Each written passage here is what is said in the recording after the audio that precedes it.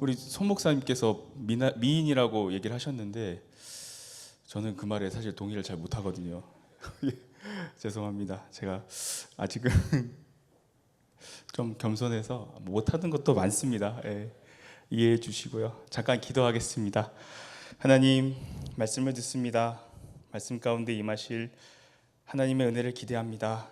부족한 종이 말씀을 전합니다. 행여나 하나님의 그 복음을 가로막을지 않을까 심히 걱정되고 두렵습니다. 하지만 그 두렵고 떨리는 마음으로 주님 앞에 말씀을 전할 때에 하나님 기쁘게 받아 주실 줄 믿고 또 은혜가 풍성히 이루어질 줄 믿습니다. 오늘 우리와 함께 하시는 우리 구주 예수 그리스도 이름으로 간절히 기도하옵나이다. 아멘. 네, 저는 김진영 목사입니다. 한국에서 미국에 온 지는 한 9년 정도 된 것 같습니다. 9년 동안 동부에서 필라델피아로 처음 와서 메릴랜드, 버지니아, 또 필라로 다시 왔다가 오렌지 카운티인 캘리포니아로 왔고 다시 또 멜리로 왔습니다. 그동안 이사한 횟수가 한 6번, 7번 되는 것 같아요. 근데 그 간의 과정들이 하나님의 존재와 하나님의 완전하심과 살아계심이 아니었으면 이곳에 오지 못할 것이라고 예상 전혀 못했을지도 모릅니다. 오늘 우리가 볼 내용은요, 하나님의 존재, 하나님의 완전하심입니다. 우리 기독교인들이 세상을 살다 보면서 항상 잊고 살아갈 때가 있습니다. 그것이 바로 뭐냐면 하나님의 존재이지요. 우리에게 있어서 하나님의 존재는요, 신학과 또 신앙의 가장 기본이자 위대한 전제입니다. 만약에 여러분 하나님이 존재하지 않는다라고 한다면 하나님에 대한 그 지식을 말하는 것은요, 아무런 의미도 없습니다. 그리고 기독교 신앙을 논하는 것 자체가 불가능하게 됩니다. 기독교인들은요, 하나님의 존재를 진리로 받아들이고 또한 신앙으로 받아들입니다. 우리가 하나님께 고백하는 것이 무엇입니까? 나는 살아계신 하나님이 우리를 위하여 십자가에 못 박혀 돌아가심을 믿습니다. 이것이 우리의 고백이지 않습니까? 그런데 이 신앙이요, 여러분, 맹목적인 신앙이 아니라는 거예요. 그냥 덮어놓고 믿으라는 것이 아니라 명백한 증거에 기초한 신앙이고요. 그 증거가 기본적으로는 우리가 가지고 있는 하나님의 말씀인 성경 안에서 발견됩니다. 그리고 부차적으로는 지금 우리가 살고 있는 이 세상, 이 자연 안에 나타나고 있는 하나님의 계시 속에서 발견되죠. 예수님이 뭐라고 말씀하셨습니까? 공중에 새를 보라, 들에 백합화를 보라. 무엇이라고 말씀하십니까? 아무 일도 하지 않지만 아버지 하나님께서 먹이시고 입히신다라고 말씀하고 있죠. 우리가 하는 게 아니라 하나님이 하신다라는 거예요. 하지만요, 참 재미있는 게요, 성경에서 하나님의 존재에 대한 직접적인 증거가 우리에게는 명백하게 다가오지 않을 때가 있고요, 논리적인 증거로도 다가오지 않을 때가 있습니다. 그런데 성경은 분명히 하나님의 존재를 전제로 삼고 있고 그것을 직접적으로 언급하는 구절이 있어요. 히브리서 11장 6절입니다. 히브리서 11장 6절은 이렇게 기록되어 있어요. 믿음이 없이는 기쁘시기 못하다니 하나님께 나아가는 자는 반드시 그가 계신 것과 또한 그가 자기를 찾는 자들에게 상 주시는 이임을 믿어야 할지니라. 반드시 그가 계신 것과라고 직접적으로 얘기하고 있죠. 물론 굳이 이렇게 얘기하지 않아도 성경은 하나님의 존재를 전제로 삼습니다. 창세기 1장 1절 여러분 다 알고 계시죠? 다 외우시고 있잖아요. 태초에 하나님이 천지를 뭐라고요? 그렇죠, 창조하시니라. 이 구절 자체가 하나님의 존재를 전제로 삼고 있습니다. 이 구절은요, 단순히 하나님을 만물의 창조주로 묘사할 뿐만 아니라 그가 모든 피조물을 붙드시는 자로, 그리고 개인과 국가의 운명을 다스리는 자로 묘사합니다. 성경은 하나님께서 모든 일을 자신의 뜻에 따라 역사하신다는 사실과 하나님의 위대한 구속의 목적이 점진적으로 실현되었고 지금도 실현되고 있고 앞으로 실현될 것임을 증명하고 있지요. 바로 이것이 우리의 신앙이 맹목적인 신앙이 아니라 합리적인 신앙이라는 것을 이야기하고 있습니다. 그런데요, 사람들에게 있어서 하나님의 존재, 신은 존재하는가? 그 의문에 대한 수많은 의견과 논쟁이 예전부터 쭉 지금까지 오가고 있습니다. 근데 여러분, 재미있는 사실은요, 신의 존재가 없다는 것보다 신의 존재가 있다는 그 관념이 인류 역사에 있어서 보편적이라는 것이 비교 종교학자들하고요, 지금 현재 미전도 종족을 선교하고 있는 선교사님들의 견해입니다. 여러분, 일본과 인도에 한번 가보신 적이 혹시 있으신가요? 저는 안 가봤어요. 하지만 구글링해서 보시면 여러분 어떻습니까? 일본과 인도에 가면 지금도 수백 개, 수천 개의 신상이 있고 신을 모시는 신사가 존재합니다. 무슨 의미입니까? 관념적으로나마 하나님의 존재는 알지 못하지만 신의 존재가 있다라는 것을 인간들 스스로가 알고 있다라는 것이죠. 신학자 존 칼빈은요, 이렇게 얘기했어요.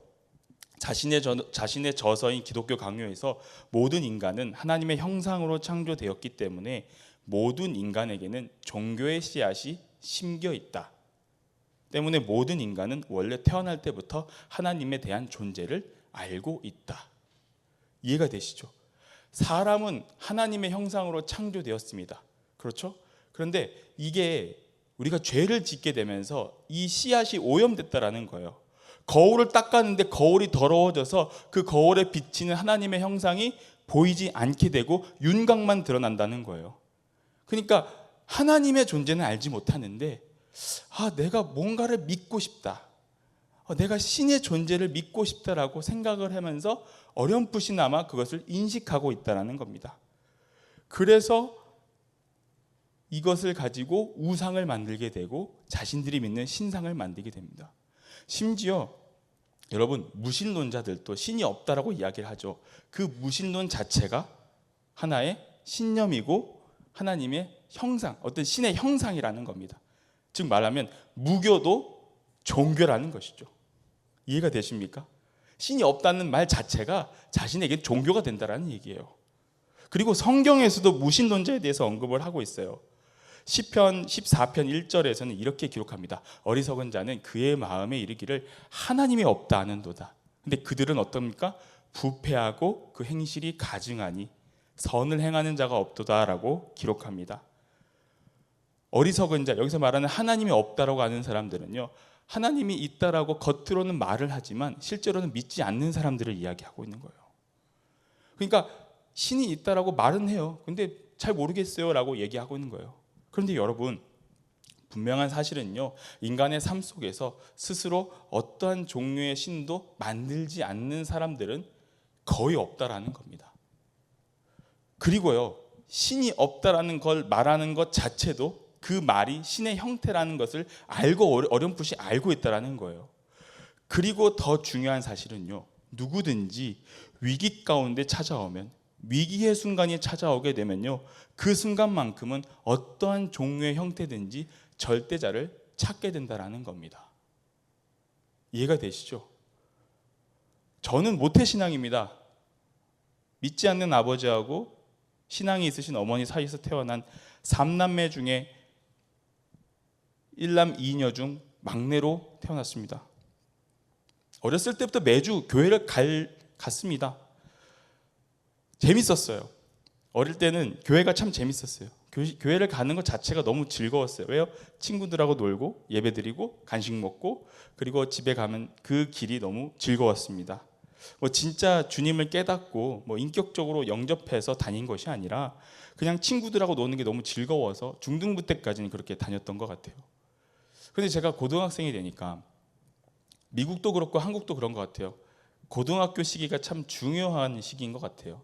그만큼 스트레스도 많이 받고 그만큼 힘든 시기이기도 합니다. 고등학교에 진학하니까 그때부터 제가 날마다 빠짐없이 했던 게 있어요. 매일 아침마다. 그게 뭐였냐면요, 큐티였어요. 청소년용 매일 성경을 매달 교회에서 받아서 그거를 날마다 빠지지 않고 했었습니다. 그래서 고등부에서는 저한테 정말 모범 학생이라고 모범상까지 줬던 기억이 납니다. 근데 이게 제가 진짜 믿음이 있어서 한 게 아니었어요. 그냥 내가 너무 힘이 드니까 마치 보험처럼, 그냥 마치 그 믿지 않는 사람들이 뭔가 이렇게 갖고 있어야 될 부적처럼 그걸 가지고 있어야 안심이 되는 것 같은 그런 느낌으로 사실 큐티를 접했어요. 내가 하나님을 정말 만나고 싶어서 내가 아침마다 하나님을 정말 사모하는 마음으로 했던 게 아니었어요. 역시나 제 입학 시험은 망했습니다. 저는 대학에 떨어졌고 저는 1년 재수를 하게 되었어요. 근데 제 의지대로 내가 공부를 하고 싶어도 공부를 한 게 아니라 저희 부모님 두 분 다 초등학교 선생님이셨는데요. 이 공부에 대한 압박을 굉장히 많이 주셨던 걸로 제가 기억을 합니다. 흔히 얘기하는 엄마 친구 아들이라는 얘기 기억나시죠? 누구 엄마 친구 아들은 어디 갔다더라. 누구 엄마 친구 아들은 어딜 갔다더라. 도저히 실체도 알 수 없고 존재도 알 수 없는 그 엄마 친구 아들. 그 이야기를 듣는 제 기분은 어떻겠습니까? 그러니까 갈 길을 잃고 내가 하고 싶어서 하는 것도 아니고 내가 무엇을 해야 될지도 모르겠고 내가 이걸 왜 해야 되는지도 모르는 상황에서 재수를 시작한 것이었죠. 당연히 공부를 하게 될까요? 공부 안 합니다. 20살 때 처음으로 술이라는 걸 마셔봤어요. 수업이 끝나면요, 공부를 한 게 아니라 친구들과 같이 대학가 골목에 가서 술 마시고 PC방 가고, 그러다가 밤에 집에 갈 때쯤 되면은 차분히 학원에 들어와서 공부하는 척 앉아 있다가 집에 가고, 이런 날들이 반복되었습니다. 어느 날이었습니다. 한 더운 여름날이었어요. 제가 여전히 늘 빠짐없이 술을 먹고 술이 덜 깬 상태로 집에 와서 잠이 들었습니다. 그러다 꿈을 꿨어요. 꿈을 꿨는데 어떤 수염기름 한 분이 나타나셔서 제 뒤통수를 정말 정신이 번쩍 들도록 때리시더라고요. 그리고 제 머리카락을 잡아당기면서 저에게 이런 말을 하셨습니다. 나는 너를 기다렸는데 너는 왜 안 따라오냐? 정말 답답한 마음으로 그 심정으로 이야기를 하는 그 목소리를 저는 듣고 술이 확 깨고 잠이 확 깨면서 침대에서 일어났습니다. 그때 제가 2004년 첫 예배 때, 송구영신 예배 때 뽑았던 그 말씀이 있었어요. 그 말씀이 뭐였냐면 출애굽기 14장 13절이었는데요. 이런 말씀이었어요. 모세가 백성에게 이르되 너희는 두려워하지 말고 가만히 서서 오늘 너희를 위하여 행하시는 구원을 보라. 너희가 오늘 본 애굽 사람을 영원히 다시 보지 아니하리라. 마지막 구절이 제일 가슴에 남아요. 지금도. 너희가 오늘 본 애굽 사람을 영원히 다시 보지 아니하리라. 이 구절을 떠올리고 찾으면서 저는 그 자리에서 무릎 꿇고 회개하면서 참회하면서 울면서 기도했던 그 기억이 납니다. 모세를 주님이 부르셨던 것처럼 하나님도 저를 불러주신 거죠. 나에게 주어진 길이 과연 무엇일까라는 고민을 하면서 내 길은 하나님을 섬기고 교회를 섬기는 일이 아니었나 하는 마음이 그때 들었었어요. 그래서 저희 어머니에게 가서 그 다음날 저녁에 가서 이렇게 얘기했죠. 엄마, 나 목사하면 안 될까요? 했을 때 저희 어머니의 표정이 아직도 기억납니다. 책을 보시다가 책을 떨어뜨리시더라고요. 이런 표정으로 저에게 쳐다보셨어요. 왜 그러는지 모르겠어요. 그때는 몰랐어요. 근데 제가 신학교를 딱 입학하고 나서 얼마 안 있어서 저에게 이런 말씀을 하시더라고요. 당시에 저를 가지셨을 때 저희 외할머니가 돌아가셨고 그때 막 돌아가시고 그리고 정말 우울하고 슬픔에 쌓여 있을 때 저를 가지셨다고 해요. 근데 저랑 저희 작은 누나가 연년생이에요. 그러니까 맛갓난쟁이가 있는 엄마에게 또 다른 생명이 뱃속에 들어오니까 엄마는 저를 낳기 싫으셨다라고 얘기를 하시더라고요. 그 정도로 우울했고 그 정도로 공허했고 상실한 가운데 그냥 절절한 심정으로 그냥 저희 모교회 금요철야 예배에 가셨다고 합니다. 그런데 정신이 번쩍 들면서 하나님 앞에 이렇게 기도했다고 해요. 하나님, 저에게 아들을 주시면 한나가 사무엘을 바쳤듯이 저도 이 아이를 주님께 드리겠습니다. 제가 이 이야기를 들었을 때 저희 어머니한테 이렇게 얘기했어요. 그걸 왜 이제 말합니까? 엄마, 그걸 왜 이제 말해요? 이렇게 얘기했는데 어머니가 그렇게 얘기하시더라고요. 그리고 저를 낳았고 아들이 나왔는데 이 서원을 물리고 싶으셨대요. 괜히. 그리고 제가 공부를 좀 잘했어요. 못 믿으시는 표정인 거 압니다. 근데 제가 공부를 잘했어요. 공부를 잘해서 이 서원이 생각날 때마다 하나님 목회자는 아닌 것 같습니다라고 자꾸 어머니가 부정하면서 밀어내셨다고 해요. 근데 제가 2004년 제 20살에 어머니 앞에 그렇게 얘기를 하니까 어머니가 그때의 생각이 떠오르시면서 굉장히 놀라셨더라고 저에게 나중에서야 이야기해 주시더라고요. 아무튼 저는 신학교를 갔습니다. 재밌었어요. 노는 게 재밌는 게 아니라 공부하는 게 재밌었어요. 믿지 않는 표정이시겠지만 저는 공부하는 게 재밌었어요. 근데 제 성격이 어떤 성격이었냐면요, 제 20대에는 혈기가 참 넘쳐서요, 화를 쏟아내야 직성이 풀리는 성격이었고 반드시 내가 하고 싶은 말을 직설적으로 얘기를 해야 넘어가는 성격이었어요. 제가 섬기는 교회에 헬스장이 있었습니다. 저희 청년들이 매주 토요일마다 축구를 하고 그 헬스장에 있는 샤워실에 가서 샤워를 하는데요, 헬스장이 그 교회 주변에 있는 믿지 않는 분들도 있다 보니까 그 샤워장에서 들리는 얘기를 제가 우연히 듣게 됐어요. 당시에 소예배실에서 이제 우리 성도님들이 통성으로 기도하던 때가 있었습니다. 근데 웬 할아버지 두 분이서 그런 얘기를 하시는 거예요. 저 사람들 뭐 하지? 이러니까 저 사람들 기도해 이러는 거예요. 그러니까 왜 기도한대? 이러니까는 구원 받으려고 기도하지. 이러니까 구원? 난 10원 있는데 그럼 내가 더 낫네? 이렇게 빈정거리면서 얘기를 하시는 거예요. 그러니까 제가 그 얘기를 듣고 얼마나 화가 났겠습니까? 어떻게 그렇게 얘기를 하시냐고 이렇게 따지려는데 같이 우리 공을 찼던 전도사님이 저를 잡으시면서 진혁아, 그러는 거 아니야. 네가 그러면 교회가 더 힘들어져. 그러는 거 아니라. 그렇게 그 분노를 막 이렇게 잡아주셨던 기억이 나요. 그런데 제가 군을 입대할 때가 됐어요. 군 입대 전에 마지막 본당 예배를 드리려고 주일날 이렇게 예배를 드리려고 앉아 있는데 예배 다 끝나고 저 멀리 뒤에서 휠체어를 앉으신 어떤 어르신을 봤어요. 근데 그분이었던 거예요. 구원? 나는 10원도 있는데? 라고 말했던 그분이 앉아 계시는 거예요. 휠체어에. 그래서 너무나도 놀래가지고 어떻게 된 일이지? 했는데 지나가는 얘기로 새가족 담당하시는 집사님께 들었어요. 이분이 어떤 이야기였냐면 이분이 그 이후에 몇 달 안 있어서 뇌출혈로 쓰러지셨다고 해요. 그러니까 뇌출혈로 쓰러지신 거 반신불수가 되니까 이분이 죽음에 대한 두려움과 마지막 희망을 안고 집 앞에 있는 저희 교회로 오게 된 겁니다. 저는 그때 그 가슴에 되게 아직도 기억에 남아요. 제가 느낀 것은 첫 번째, 하나님의 이름을 망령되이 부르지 말 것. 그리고 인간은 결국 하나님 앞에서 아무것도 아닌 한계가 분명한 존재라는 사실을 다시 한번 제가 깨달았습니다. 여러분, 사람의 능력이 한계가 있다는 것은요, 뒤집어서 생각해 보면 하나님의 전지전능하심, 그 Almighty God을 역으로 반증하는 증거가 됩니다. 인간은 눈에 보이는 것, 경험한 것으로만 믿으려고 합니다. 하지만 하나님은 절대로 그런 분이 아니라는 거죠. 우리가 흔히 쓰는 관용어가 있죠. 빙산의 일각. 빙산은 요만한데 그 밑에 바다에 잠겨 있는 빙산은 실제로 더 크다는 것을 우리에게 얘기해 주고 있죠. 그리고 하나님이 전능하시다라는 것은요, 곧 시간과 공간에 제약이 없으신 분임을 또한 의미합니다.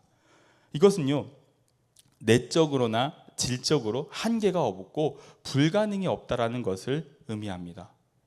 욥기서 11장 7절에서 10절을 보면요, 이렇게 기록하고 있어요. 우리 함께 읽어볼까요? 욥기서 11장 7절에서 10절 말씀 함께 읽겠습니다. 시작. 내가 하나님의 오묘를 어찌 능히 측량하며 전능자를 하늘보다 높으시니 내가 어찌 아겠으며 수월보다 깊으시니 내가 어찌 알겠느냐. 그의 크심은 땅보다 길고 바다보다 넓으니라. 하나님이 두루 다니시며 사람을 잡아 가두시고 재판을 여시면 누가 능히 막을소냐. 아멘. 사람을 잡아 가두시고 재판을 여시면 누가 능히 막겠냐는 겁니다. 그렇죠? 하나님은 그런 전지전능하신 분이시라는 거예요. 그래서 하나님이 어떻게 말씀하시냐면요, 예수님이 이렇게 말씀하셨어요. 마태복음 5장 48절에서 이렇게 얘기합니다. 다시 한번 같이 읽어볼까요? 시작. 그러므로 하늘에 계신 너희 아버지의 온전하심과 같이 너희도 온전하라. 아멘. 영어 성경 한번 보여주세요. 영어 성경에서 어떻게 얘기합니까? You therefore must be perfect as your heavenly Father is perfect. 너희 하늘 아버지가 온전하다, 완벽한 것처럼 너희도 완벽하게 살라라는 거예요. 무엇을 의미합니까? 하나님이 완전하신 분이니까 우리도 그런 완전한 삶을 살라라는 겁니다. 그런 삶이 어떤 삶일까요? 예수님이 알려주셨죠. 하나님을 사랑하고 내 이웃을 내 몸과 같이 사랑하라고 분명히 말씀하시 주셨습니다. 성경은요, 우리가 지금 본 것처럼 하나님의 그 완전하심을 계속 명확하게 증명하고 있어요. 그래서 그래서 우리는 그 하나님을 믿고 하나님이 우리에게 말씀하신 대로 하나님을 사랑하고 내 이웃을 내 몸과 같이 사랑해야 할 줄 믿습니다. 진정한 그리스도인이라면요, 그 주님의 살아계심을 경험하며 그분의 임재를 따라 살아가는 겁니다. 교회 안에서도 공동체를 섬기고 이웃을 섬기는 사람이 바로 진정한 그리스도인의 모습임을 또한 믿습니다. 뿐만 아니라요, 자신의 삶을 되돌아보면서 그 삶 속에서 예수님의 삶을 닮아가려고 무던하게 애쓰는 사람들, 그리고 어려운 순간이 와도 약해지지 않고 하나님의 뜻을 차분히 구하는 사람이 되어야 함을 여러분 믿으시기 바랍니다. 그런데 우리의 모습은 과연 그렇게 살고 있을까요? 우리의 삶이 그렇지 못하다는 데 있습니다. 오늘 이 자리에 서 있는 저 역시 마찬가지입니다. 주님이 저를 불러주셨기에 평생 주님을 위해 살겠다고 다짐했음에도 여전히 저는 약하다고 느낍니다. 그 완전하신 주님을 신뢰하지 못할 때가 많았습니다.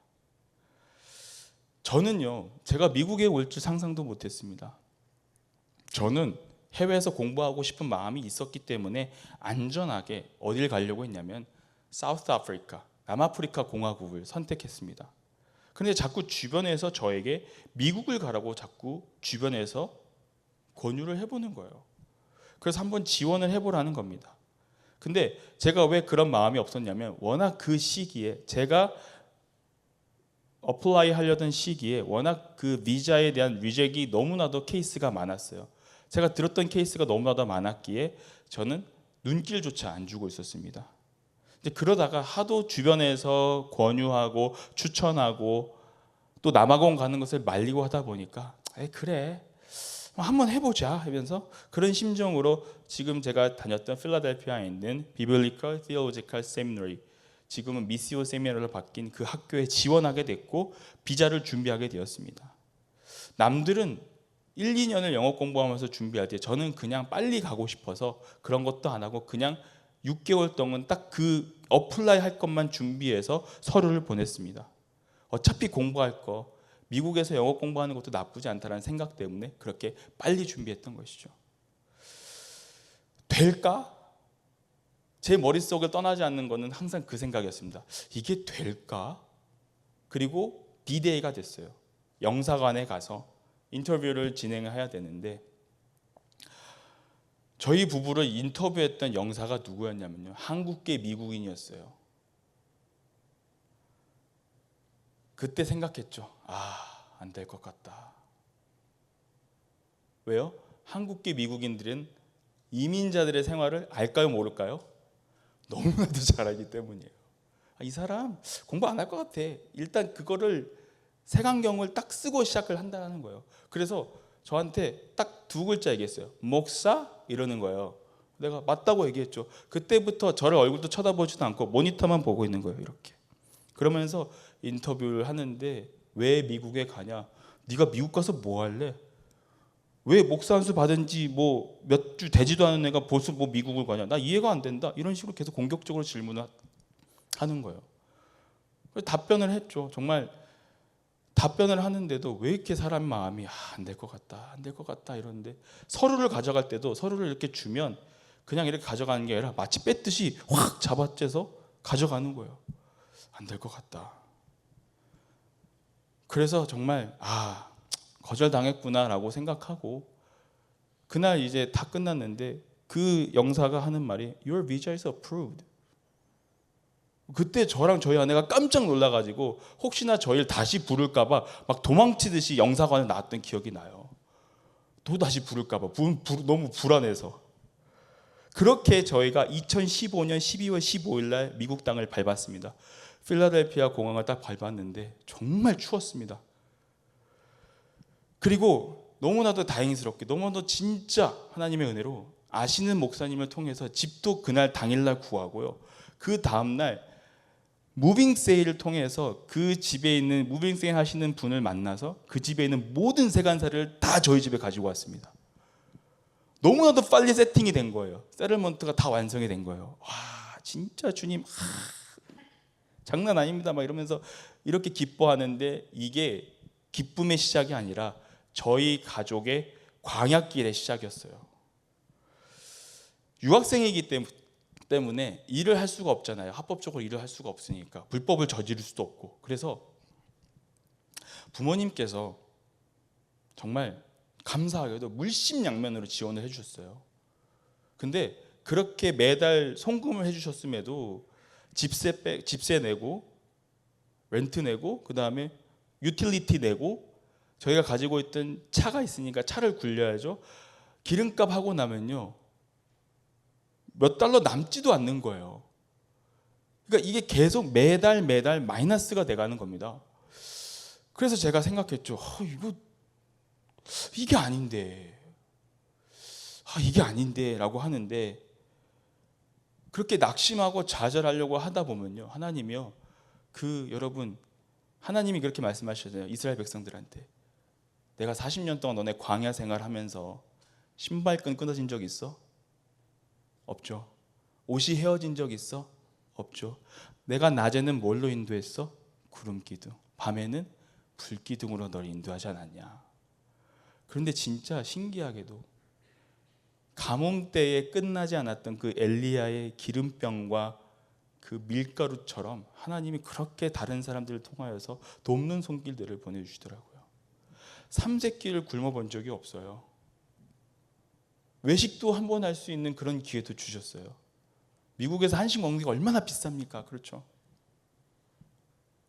그런 경험들을 너무 경험하다 보니까 하나님 진짜 내가 작은 것에서 감사할 수 있는 경험을 하게 됐고, 진짜 하나님의 임재를 깨달았던 시간이 그때였어요.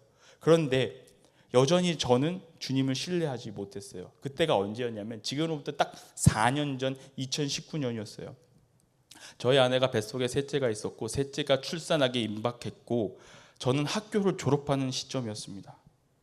굉장히 우울했어요. 왜냐하면 셋째는 다가오고 돈은 없고 졸업은 하고 싶은데 졸업 요건을 못 채운 거예요. 제가 이러다 한 학기를 더 다녀야 되는 거 아닌가, 이런 생각이 들 정도로 그런 상황이었습니다. 그리고 더 힘들었던 게 뭐냐면요, 내가 졸업 후에 뭘 해야 될지 이게 되게 혼란스러웠습니다. 정신적으로도 육체적으로도 가장 힘들었던 시기가 이 시기였던 것 같아요. 얼마나 힘들었냐면요, 아침에 일어나려고 하는데 몸이 움직여지지가 않아요. 몸이 뻣뻣하게 굳어가지고 일어나지지 않았던 기억이 있어요. 그리고 낮에 도서관에 가서 공부하다가 저도 모르게 순간적으로 쇼크가 일어나서 정신을 잃었던 적도 있어요. 진짜 그때는 어떤 생각이었냐면, 그때 짧은 순간이었지만 내가 진짜 어떻게 되는 거 아니야? 이런 공포감이 제 마음에 엄습했습니다. 아무것도 갖춰져 있는 게 없고 아무것도 눈에 보이지 않고 되어 있는 게 없으니까 제가 자신이 육체적으로 정신적으로 약해져 있었던 것이죠. 그래서 그때는 이 새벽에 와서 기도하면은 하나님은 원망하는 것뿐이었어요. 하나님, 도대체 저에게 원하시는 게 뭡니까? 사람을 여기까지 불러주셨으면 당신이 책임져야 되는 거 아닙니까?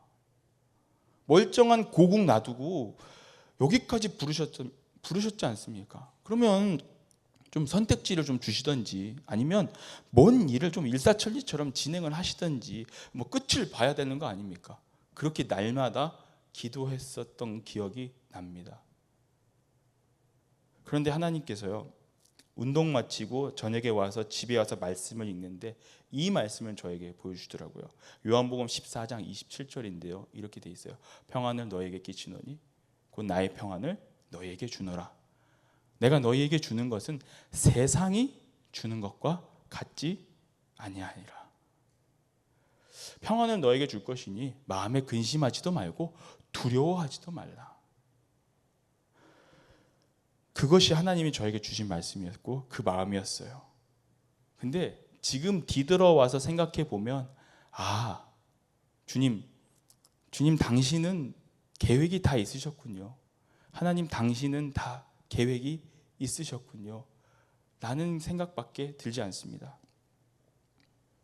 하나님은 다 계획이 있었는데 저는 그 하나님을 완전하게 신뢰하지 못했던 것이죠. 4년이 지나서 지금 제 모습을 보고 지금 그때를 뒤돌아보면 진짜 하나님이 다 하셨구나라는 그런 마음이 정말 가슴속 깊이 느껴질 때가 너무나도 많이 있습니다. 언젠가 저희 아내랑 그런 얘기를 했던 것 같아요. 우리가 참 감사하지 않냐. 저희 아내가 셋째를 딱 가졌을 때 뭘 먹고 싶어 했냐면요, 한국 치킨을 먹고 싶어 했어요. 여러분, 미국에서 한국 치킨 구하기 쉬울까요? 어려울까요? 캘리포니아 말고. 캘리포니아는 쉽고. 구하기 쉬울까요? 어려울까요? 어렵죠. 근데 제가 그때 구글 맵으로 검색을 해보니까 한국 치킨이 있더라고요. 제가 그때 얼마나 감사했는지 몰라요. 주여 하나님, bless God bless you 막 이러면서 그때 운전하면서 밤 10시에 그 치킨을 사들고 아내 앞에 딱 펼치는데 그 감사함이 아직도 저는 기억에 남아요.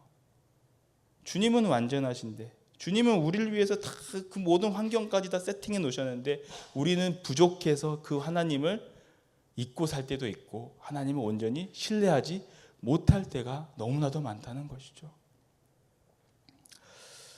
사랑하는 여러분, 우리는 여전히 하나님의 은혜로 살아갈 줄 믿습니다. 여러분 믿으십니까?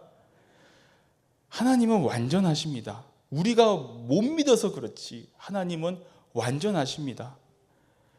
우리가 연약하여도 하나님, 그 완전하신 주님만이 우리의 모든 것 되시는 줄 여러분 믿으시기 바랍니다.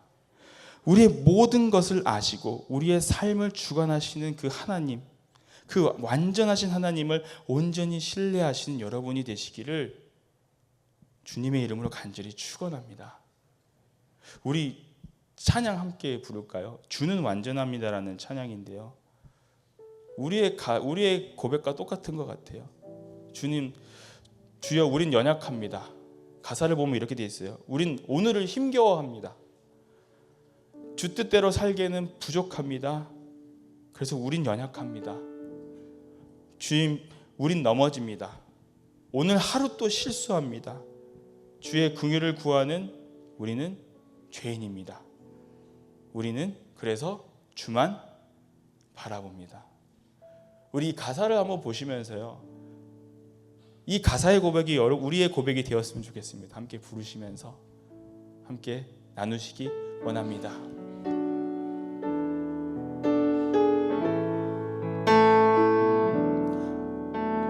주여 우린 연약합니다. 우린 오늘을 힘겨워합니다. 주 뜻 이루며 살기에 부족합니다. 우린 연약합니다. 주여 우린 넘어집니다. 주여 우린 넘어집니다. 우린 오늘 하루 실수합니다. 주의 긍휼 긍휼을 구하는 죄인입니다. 주의 긍휼을 구하는 죄인입니다. 우리 주만 바라봅니다. 아멘. 한없는 주님의 은혜, 한없는 주님의 은혜, 온 세상 위에 넘칩니다. 가릴 수 없는 주 영광,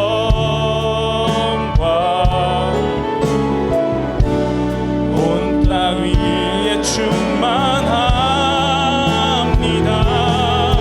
주님만이 길이오니 우린 그 길 따라갑니다.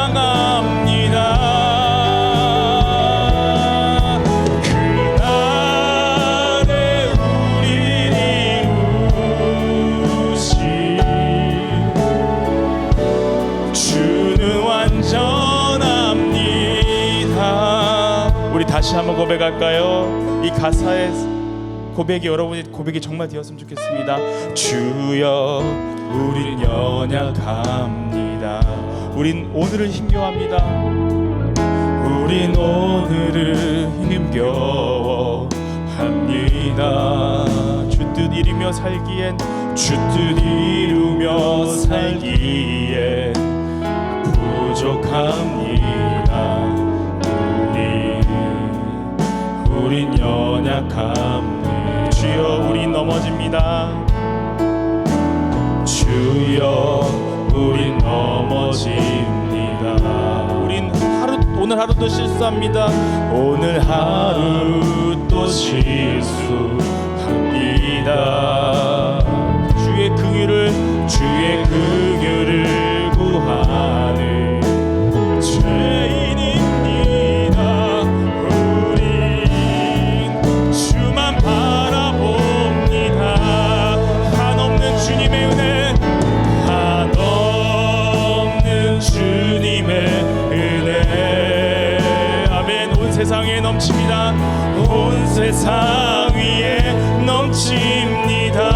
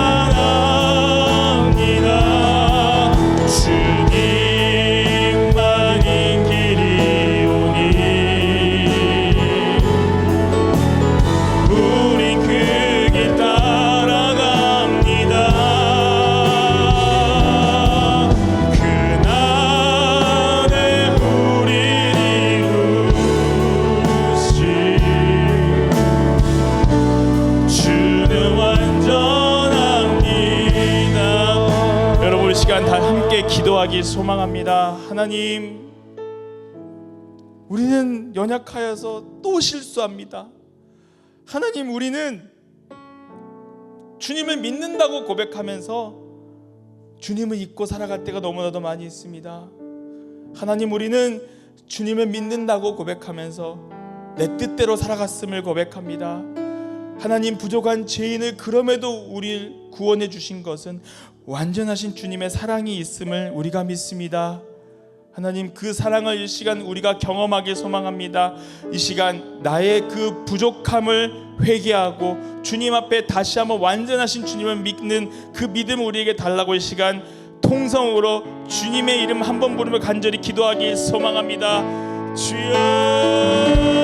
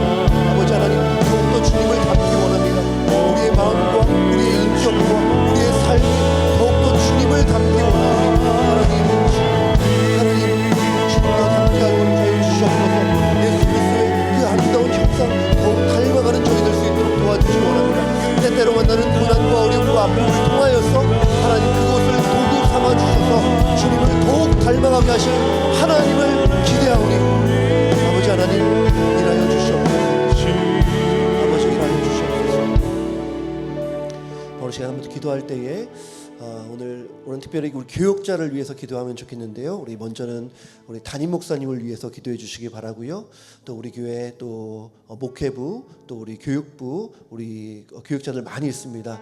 정말 우리 모두 연약함 속에 있지만 그럼에도 불구하고 완전하신 주님을 따라 정말 예수님을 닮아 정말 그리스도의 몸된 교회 잘 섬겨 정말 우리 교회가 정말 믿음으로 아름답게 비상하며 정말 많은 교회들에게 모델과 같은 교회가 되며 정말 하나님의 영광을 환하게 드러내고 복음을 증거하고 자랑하는 그런 멋진 교회로 아름답게 세워질 수 있게 해달라고 시간 다시 한번 기도하기 원합니다. 기도하겠습니다. 아버지 하나님 정말 우리 주님의 은혜 가운데 우리 교회 주님을 24년 전에 우리 교회를 세워주시니 감사합니다. 아버지 하나님 우리 담임 목사님에게 능력을 주셔서 감사하고 정말 우리 목사님 정말 그 마음 정말 하나님의 은혜를 부어주시기 원하고 하나님 영역의 강건함을 허락하여 주셔서 하나님 정말 하시는 그날까지 정말 주님의 몸된 교회 주님의 사랑과 복음으로 우리 성도들 우리 교회 잘 섬길 수 있도록 은혜를 주시기를 원하고 아버지 하나님 우리 모든 교육자들 하나님 우리 목회부와 또 우리 교육부 하나님 교육자들 많이 있습니다. 하나님 한 분 한 분에게 정말 연약함에도 불구하고 함께 하시는 하나님으로 인해 정말 힘을 얻고 지혜 얻고 능력 받아서 하나님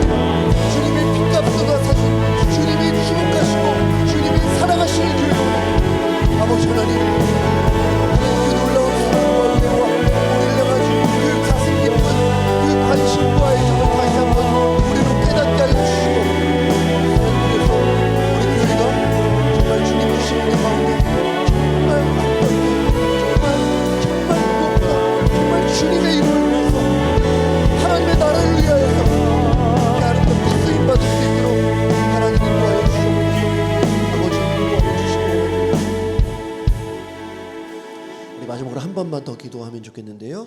우리 다음 주 우리 금토주일 2박 3일 동안 에브리데이 캠프 있습니다. 캠프 형식을 조금 바꾸긴 했지만 준비하신 우리 담임 목사님과 또 우리 김부림 장로님, 김병옥 장로님 등등 많은 분들 정말 한 마음과 한 뜻되어 정말 그 자리가 은혜의 도가니가 되게 하여 주시고 정말 그 받은 은혜가 우리 모든 에브리데이 성도들까지 잘 전해질 수 있는 그런 은혜의 영향력이 있는 귀한 시간 될 수 있도록 하나 여러분 함께 기도해 주시기를 원하고요. 또 여러분 갖고 계신 기도의 제목 많이 있으실 것입니다. 여러분 자신을 위해서 기도의 제목 갖고 이 시간 함께 기도하는 시간 갖겠습니다. 기도하겠습니다. 하나님 아버지, 주님의 은혜 가운데 주님의 교회하심 속에 우리 담임 목사님과 또 우리 김부림 장로님, 김병옥 장로님, 우리 또한 많은 우리 분들이 함께 정말 은혜를 사모하는 마음, 정말 주님의 그 은혜를 사모하는 마음으로 함께 모여 주님을 예배합니다. 하나님 예배 시간마다 하나님께서 놀라운 은혜를 부어주시고 정말 충만한 은혜로 함께하여 주셔서 그 자리가 은혜의 도가니가 될 수 있도록 하나님 도와주시기를 원합니다. 아버지 하나님 함께하여 주시옵소서. 정말 주님을 함께 한 마음과 한 뜻으로 주님을 바라보는 시간 되게 하여 주시고 하나님 정말 주님 바라볼 때에 주님께서 주시는 은혜를 경험하게 하여 주시고 그 받은 은혜 다시 돌아와서 정말 우리 에브리데이의 모든 성도들 가진 이어지는 그 은혜의 아름다운 영향력으로 가득한 시간 될 수 있도록 은혜를 주시기를 원합니다. 하나님 목사님 영의 강건함 주시고 지치지 않게 하여 주시고 정말 말씀 전하실 때마다 하나님 정말 성령의 능력과 나타남으로 하나님의 말씀이 정말 은혜의 강물이 흘러갈 수 있도록 아버지 하나님 축복하여 주시기를 원합니다. 주님의 은혜와 축복과 성령의 능력과 하늘의 기쁨과 아버지의 위로가 같은 시간 될 수 있도록 하나님 인도하여 주시기 원합니다. 이런 시간 되기를 원합니다. 하나님 우리 성도님들 참 많은 기도의 제목들 갖고 정말 예배의 자리로 나옵니다. 너희를 구하라 그러면 주실 것이요 찾으라 찾아낼 것이요 두드리라 그러면 너희 열릴 것이라 말씀하셨습니다. 하나님 기도할 때에 정말 기도할 때에 하늘 문을 열어주시기를 원합니다. 하나님 기도할 때에 정말 우리의 시선과 우리의 상식과 우리의 생각을 뛰어넘는 하나님의 놀라운 은혜, 회복의 은혜, 삶을 변화시키는 놀라운 변혁의 은혜를 우리에게 허락하여 주시기를 원합니다. 하나님 우리가 이전에 과거에 받았던 그런 하나님 머나먼 그 은혜의 추억들로만 살지 않게 하여 주시고 오늘 하루 매일매일 베풀어 주시는 하나님 매일매일 우리에게 부어주시기 원하는 은혜로 살아갈 수 있도록 하나님 그래서 매일매일 내가 살아가는 이유와 그 원동력과 그 은혜가 하나님으로부터 오시는 그 은혜임을 고백할 수 있도록 도와주시기 원합니다. 특별히 하나님 기도를 통하여 그 은혜 경험하기 원합니다. 기도를 통하여 하나님의 숨결을 느끼기 원합니다. 기도를 통하여서 하나님 악한 마귀를 대적하기 원합니다. 하나님 기도를 통하여 하나님의 지혜를 구합니다. 기도를 통하여 문제가 해결되게 하여 주시고 기도를 통하여 하나님 육신의 연약함이 해결받게 하여 주시고 신과 있게 하여 주시고 하나님 기도를 통하여 다시 한번 우리의 삶의 믿음으로 하나님 다시 한번 일어날 수 있도록 아버지 하나님 도와주시기 원합니다. 주님은 너무나 완벽하십니다. 주님은 너무나 온전하십니다. 하지만 우리는 너무나 연약하오니 주님만을 바라보지 않으소서. 주님만을 잊지 않으소서. 합력하여 선을 이루신 하나님께서 이루신 것입니다. 하나님 일하여 주시옵소서. 하나님 역사하여 주시옵소서. 하나님의 능력과 하나님의 이름과 하나님의 그 아름다움과 하나님의 영광을 드러내 보여주시기를 원합니다. 하나님 우리와 우리 교회와 또 저의 삶과 하나님 우리의 모든 삶의 영역마다 하나님의 영광이 드러나게 하여 주시옵소서. 지금도 살아서 역사하시고 우리의 삶을 주관하시고 우리의 모든 것을 이끄시는 그 위대하신 하나님, 온전하신 하나님의 그 아름다움과 소중함이 우리의 삶을 통해 찬란하게 드러날 수 있도록 인도하여 주시옵소서. 아버지 하나님 우리가 찬양했던 것처럼 주님은 완전하심을 고백합니다. 너무나 온전하신 하나님, 단 하나의 그 실수도 없으신 그 완벽하신 하나님이 우리와 함께 하셔서 너무나 감사합니다. 하나님 우리 자신을 보면 너무나 부끄러운 과거가 많고 매일매일 씨름하는 것도 너무 많고 내 자신을 볼 때마다 낙담할 때 많고 남과의 비교를 통해 나 스스로 우월해지기도 하고 열등감에 빠지기도 하고, 하나님, 우리는 너무나 연약합니다. 그럼에도 불구하고 이 연약한 자를 사랑해 주셔서 우리와 영원히 함께 하시는 완전하신 하나님이 계신 것이 얼마나 감사한지, 하나님, 오늘 하루도 앞으로 매일매일 그 온전하신 하나님을 바라보는 우리 귀한 성도들 다 될 수 있도록 은혜를 베풀어 주시옵소서. 이제는 우리 주 예수 그리스도의 은혜와 하나님의 사랑하심과 성령님의 교통하심이 주님은 완전하십니다라는 삶의 고백을 올려드리기 원하고 주님만 의지하기 원하는 우리 귀한 성도님들 머리머리 위에 이제로부터 영원토록 함께 있을지어다. 아멘.